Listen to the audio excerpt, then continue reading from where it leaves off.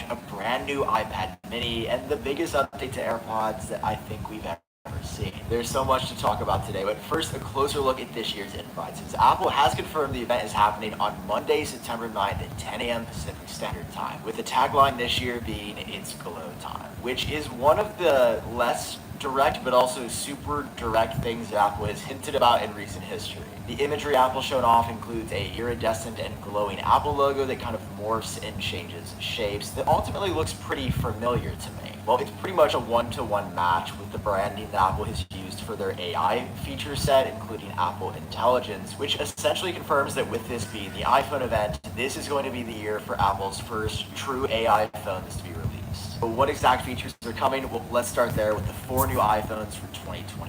The lineup is very similar to last year. On the low end, 2 iPhone 16 models, and on the high end, 2 iPhone 16 Pro models. But this time around, these phones are not going to be as different as they have been historically.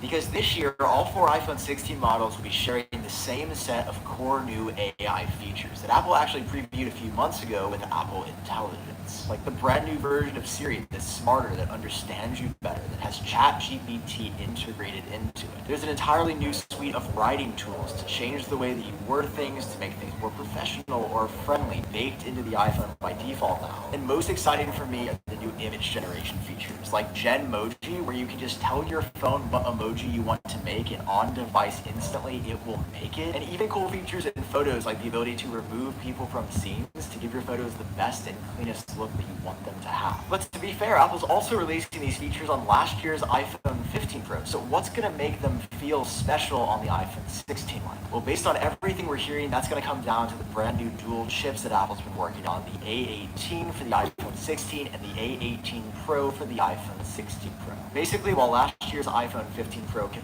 run the AI features, they are going to be significantly more efficient and quick, and probably way less harsh on your phone's battery because of the brand new chipset. Plus, we've also heard that Apple could be building exclusive AI features just for the iPhone 16 lineup with these new chips, including features that you can't get on any of the older iPhones or other Apple products. So expect Apple to talk a lot about that, as well as the other changes that they're bringing to both these phones too. Like on the iPhone 16 and iPhone 16 Plus, Apple's making some minor design changes, like redesigning the camera on the back to be a vertical stack now. That's said to include an upgraded ultra-wide lens, but also support 3D spatial video capture, so if you have the $3,500 Apple Vision Pro, you can watch your 3D immersive videos back on that. And by the way, make sure you hit that subscribe button to stay up to date on the latest iPhone news. The mute switch is also going away on these regular 16s, as Apple is bringing down the action button from the Pros. You can now remap that to anything instead of only being on ringer or not. But also, if you ever use your phone off silent,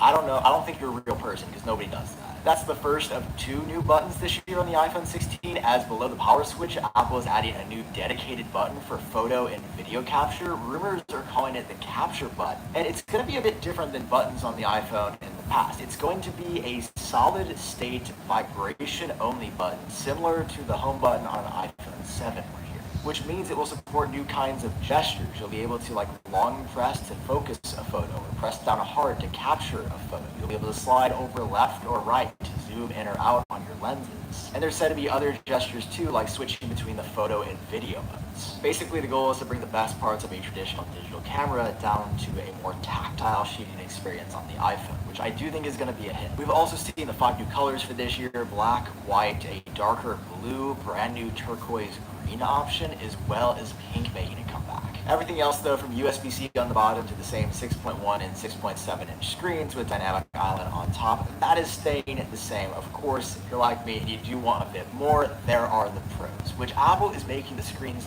larger this year. They're going to be the largest iPhones they've ever made, increasing about 0.2 inches on each up to 6.3 and 6.9 inches now, which means the actual size of the phones are increasing too. Also getting bigger this year are the physical batteries on the inside. Apple said to be using a new stacked battery technology for the first time, which allows them to essentially fold more battery material up into the same spot, so they can increase the physical capacity quite a bit. One rumor is saying almost a 10% year-over-year increase for the smaller iPhone 16 Pro, which is a really big deal, as battery life has not been great for me. So to make sure my iPhone is always charged I partnered up with Ugreen, who sponsored today's video, to show you their brand new Ugreen Nexo power bank with a 20,000 milliamp hour capacity and 130 watts of power out.